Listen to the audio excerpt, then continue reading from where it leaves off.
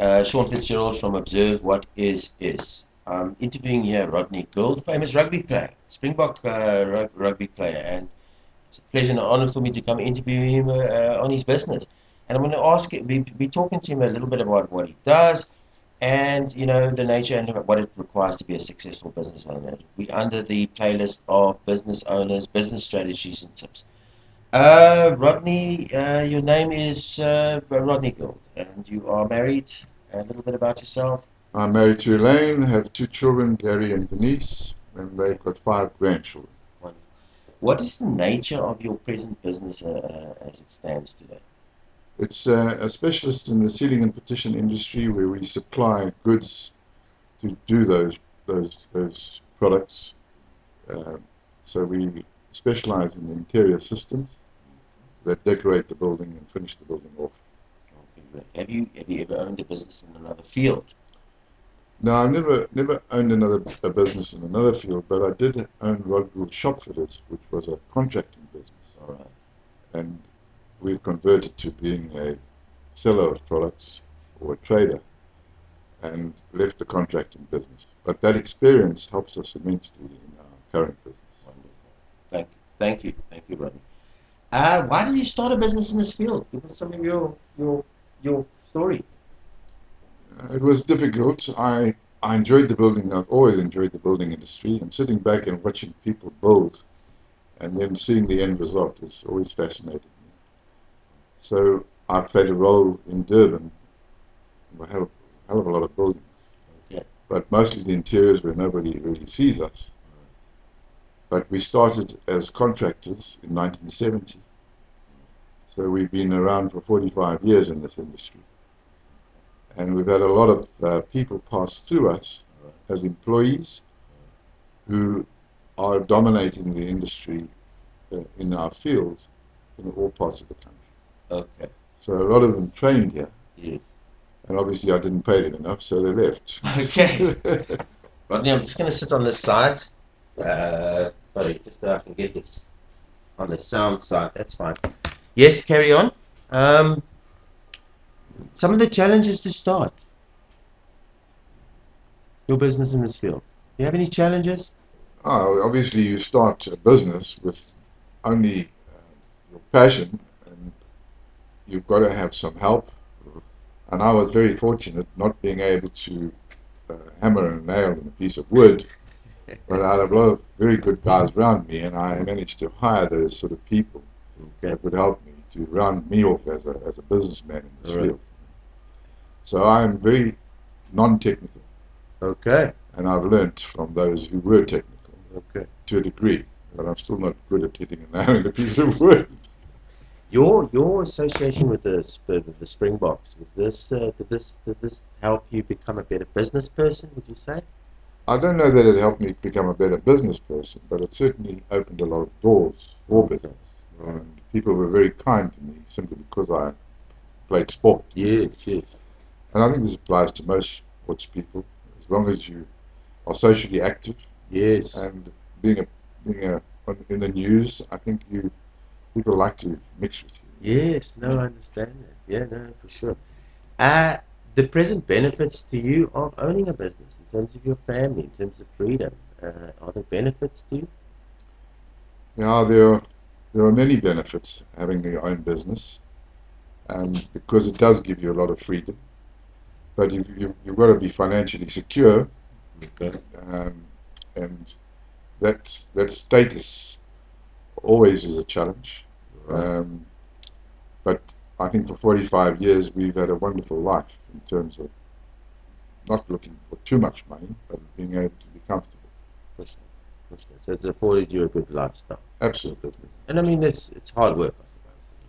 I mean, the business It is, may be hard work, but I don't know that I've ever really worked hard. I've enjoyed it and had a lot of fun doing it. and that's a very good question. That's a good point you picked up. In fact, they say that if you love what you do, you'll never work a day in your life. And I'm wondering, and when you said that, I didn't work so hard at this, but I felt there's so much enjoyment there that it just wasn't like work for you. Well, I think that applies to everything we do. If you really enter into it and enjoy it, Yes. and have a passion for it. I think it makes the days go very fast. Stops being work, Yeah. like everybody wants to say. Okay, your present challenges for running your business. Do you have any challenges at the moment? Well, I'm 72, and I think succession planning is very important. Okay. So I've been at the helm for a long time, and I'm used to running and making the business tick Okay. and managing it. So I've got to hand over to my daughter, who's earmarked to take over, and she's doing a great job. Yeah. Um, so it is a challenge. She's very good on the administrative side and running the business, and we've taken away from her the role of selling and what have you, so she's got to learn that. But she's also very good at the marketing side. Oh, she's good at the marketing. Yeah, and, Is that key? that is key to our business, yes. Okay. And when you see Pelican Systems displayed anywhere, it's her work. I suppose it's always difficult for a father to just let the reins go, um, and you worry about your kids and how they will fulfill your function, and you see it on TV with, and I'm adding my opinion there. Sorry, observe what is, but I just you see that you want the best for them, but yet you also want to still make sure that everything is done properly. Yeah, and that's why I think it must take a little bit of time, and you've got to build the people around her to support her. For sure. But I have no doubt that she'll do very well. Thank you, Rodney. Okay, would you recommend your industry to people starting out? Would you recommend it's a good field to be in? I would suggest that you stay out of this industry. It's not easy. It's very tough. The competition is fierce, and um, there are a lot of people that cut prices and do things irregularly. Okay. So it's not a very good business to be involved in. Cutthroat. Very cutthroat, and I think a certain amount of dishonesty prevails these days, where in the old days a tender was important. Can you elaborate on that a little bit? Will you Well, be prepared to? yes, I'm very happy to do that because I think it will do the industry a lot of good if they understood what happens. There are friends of mine who do not build anymore because every time they were in a tender, whether they came one, two, three, or four, they would get a call to say how much for them to be awarded the job. So if you have any kind of integrity in this industry, you have to turn it down, and so you get no work. So what happens in this industry, the builders themselves, and particularly the big builders, have formed collusion and consortiums, and that's why they've been fined so heavily. But it's the tail wagging the dog. The collusion is still it wasn't a remedy, but it was certainly illegal, and they've been fined, and it's cost a lot of people a lot of money, and a lot of jobs have been lost. Wow. But when you've got corruption in your industry, you're very close to anarchy. And unfortunately, when you put in a tender today, there's nobody that is policing it. Like in the old days, the professional, the architect, the quantity surveyor, they made sure that it was correct.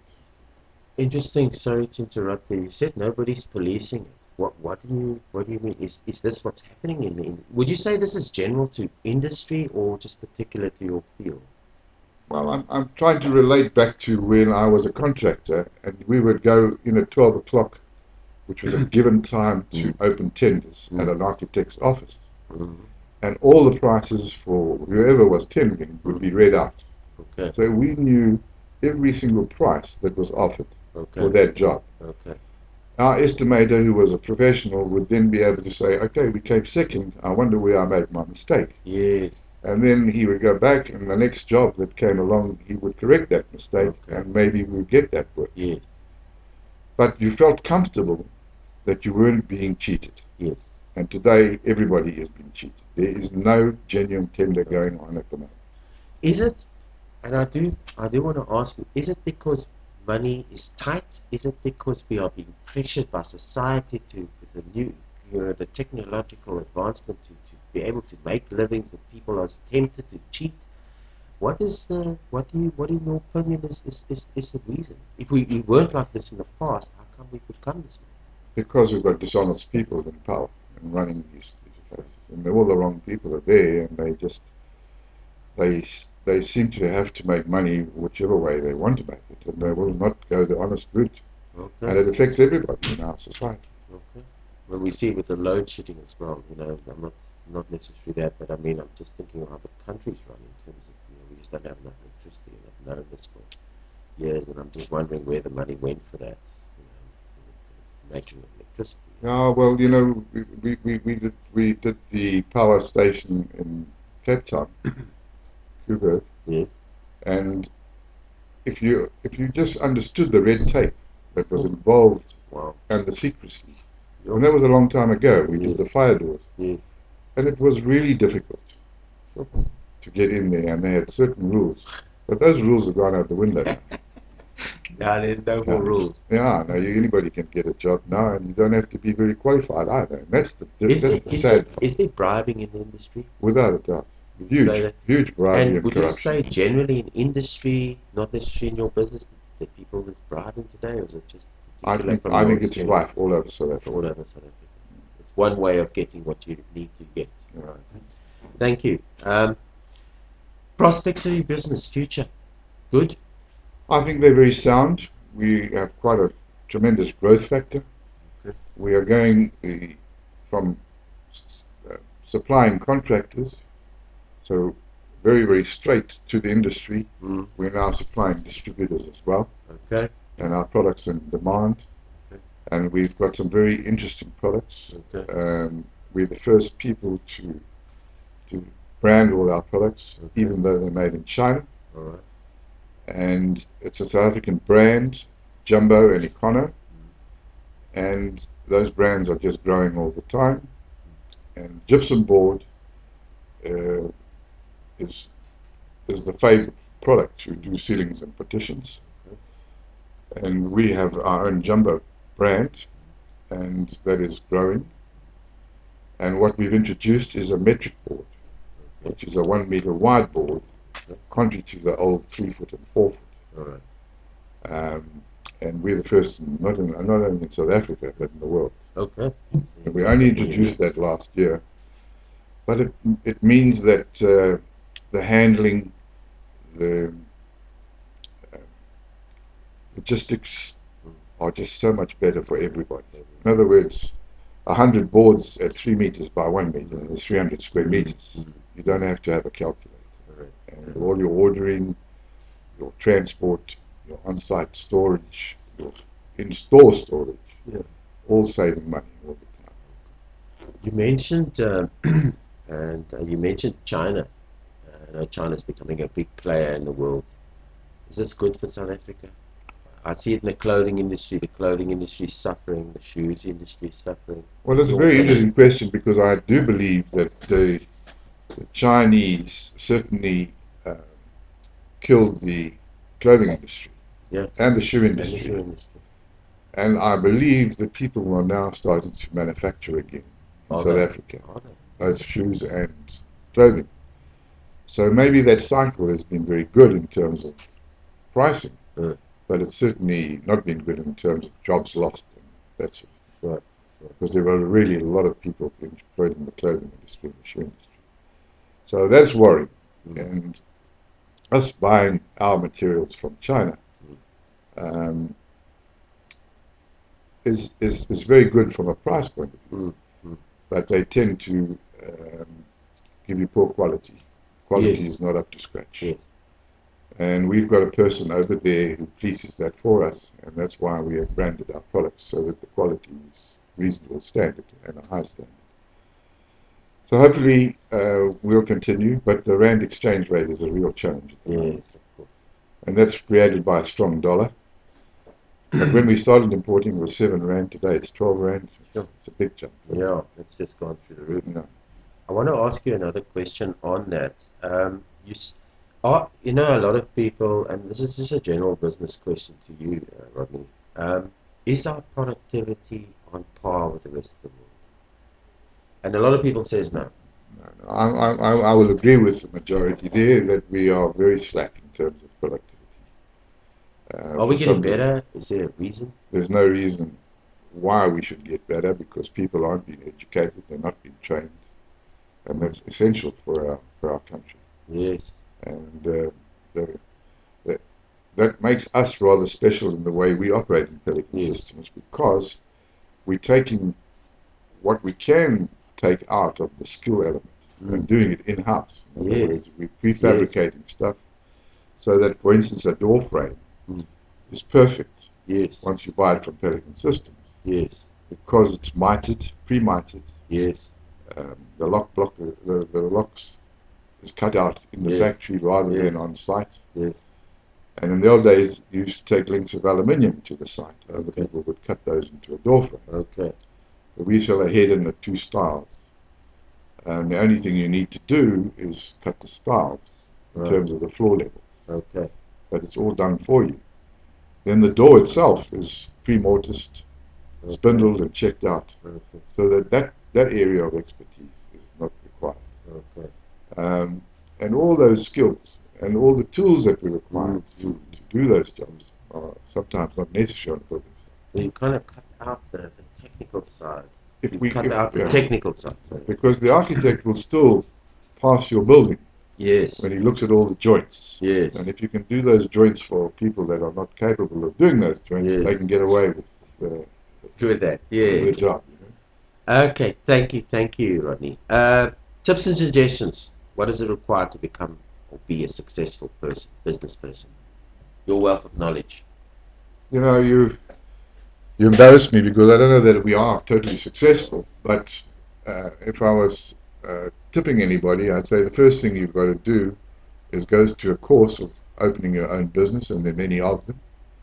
Have your own logo so that you have somebody gives you recognition through your brand. And Pelican Systems has been a good brand.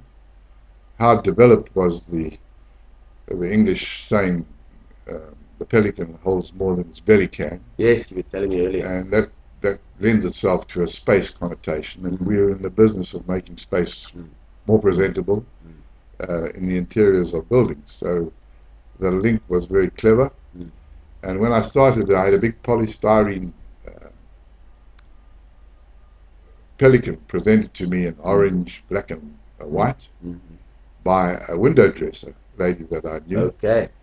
And she had worked this out after looking at all the pamphlets and documents that we were selling. Mm, And she said, "You in the space business." okay. And that's how this pelican came of So that's age. how it started. And these polystyrene cutouts Mm, and paintings were beautiful in a frame. yes. And I made 20 of them to start with, and I placed them on my jobs Okay. where we were working Yeah. so that we would get some identity. But those early polystyrene pelicans were Mm, all stolen off sites. okay. Now, where they went to was into people's pubs. So I got additional advertising that I Okay, didn't pay clever. Yeah, yeah, yeah. I for. hear that. So, in terms of your suggestions to somebody, go on a course. Uh, go and study a course. Are the courses good enough to teach people business? Do they need experience? Do they need to work for somebody first? Is that a lot of people says that? Well, I went on the course, Start Your Own Business Mm, at university. mm, It was just a 3-day course, okay, and it helped me immensely. And so okay. I would recommend that if you are bright, not that I was bright, but if you're reasonably bright and you went to a course and you picked up some of the tips that they give you, you'd have a chance, You'd a have a better chance. chance. Yeah, Is better it chance. tough to succeed? I think it's very tough to succeed. Reason? I've never even thought of how tough it was to succeed. Mm, It's just happened, mm, And I don't know that I'm successful, but I've mm, been around a long time, mm. and I've been in the industry a long time, and I really enjoy it. Just to sit back and look at a building and say I had a role to play in that, it's lovely. I want to ask you something else, and this is something that I always ask questions because as we converse, I get intrigued by because I also am answering a lot of my own questions. You being a Springbok rugby player, success, the highest level of rugby, being a success in that, and I'm not particularly talking about maybe Springbok, say success in a sport or success in other endeavors. Does that give you the belief to succeed in life generally? Does that help? Of course, it helps. You know, Is it important? any kind of achievement where you amongst your peers and you're playing Mm, and socializing. mm. I think the confidence levels are always useful, Always useful. and it does give you confidence. But remember, sport is two ways. Eh? It Yes. can knock you too. It's Yeah, up yeah, and it's down. yeah. But the wonderful part about the sport is that you are being social, whether Yes. you like it or not, Yes. and you meet your fellow man on an equal footing. Mm, Um, and there's so many lovely people out there. You right. can enjoy them. Yeah. And they've got all characters too.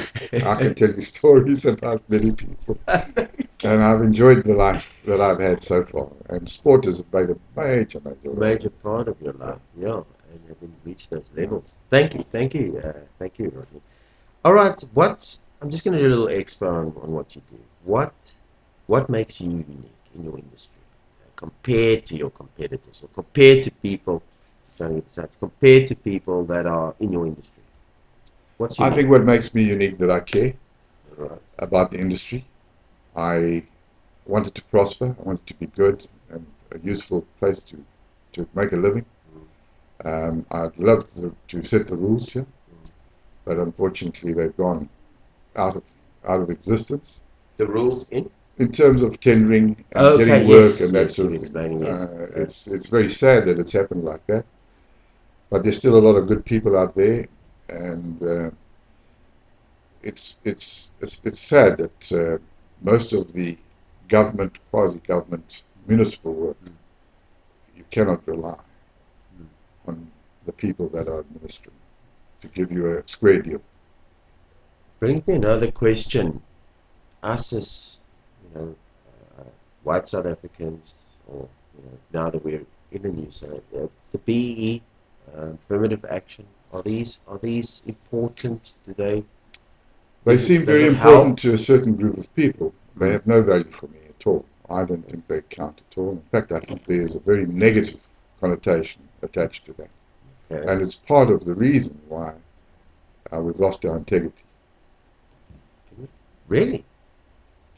I believe that because why should a different color be preferred in a job Mm. on his color only when the experience Mm. is much more important For sure. for the job? And that's why we are declining in terms of our productivity. But we understand the philosophy behind it to equal the playing fields in certain No, ways. but you've been at it for 20 years now. Sure. Surely we've got to set the I playing field. understand. Yeah. You know, I do not enjoy quota systems in sport. Mm. I think it's absolutely degrading for those people that enjoy the benefit of a quota system. Mm. I think it's degrading. Mm. I'd much rather get there on merit, whether I was black or white, Correct. and Correct. then I'm respected properly. Yes. But to be halfway through the gap, And he knows this. The guy they knows know it this. and they're They know embarrassed it. about it too. Yeah, and it Mm. makes them more inferior than what they feel because of that. And unfortunately, it's happening much more in the sports that are not exposed. In other words, the rugby and the cricket and those sort of things, it's happening pretty ordinarily and Mm. naturally. Mm. But in other sports, it's very, very bad. Very bad. Well, thank you, Rodney, for that. Okay, we are at the end of the interview. I'm just going to ask Rodney to leave his company details, your full company name, the address of where your company is, and maybe a landline number of your secretary or the office here. Your full company name, Rodney, It's Pelican Systems. and your full address. We're at 793 North Coast Road. It's not North Coast Road, sorry. It's Chris Harney. Chris Harney Chris Road. Harney, yeah, we're going to get used to that. And my phone number is 031 563 7307. And we'd like to have you call us if you need this kind of service in the building industry. Ceilings and partitions are our specialty. Rodney, I'm at the end. Anything else that I didn't cover? Did I cover everything that I needed to cover with you? Yeah, I think I'm pretty nervous. I think we better get off the street. That's a lovely interview. Thank you, Rodney. Okay. Okay, let me just. Where's my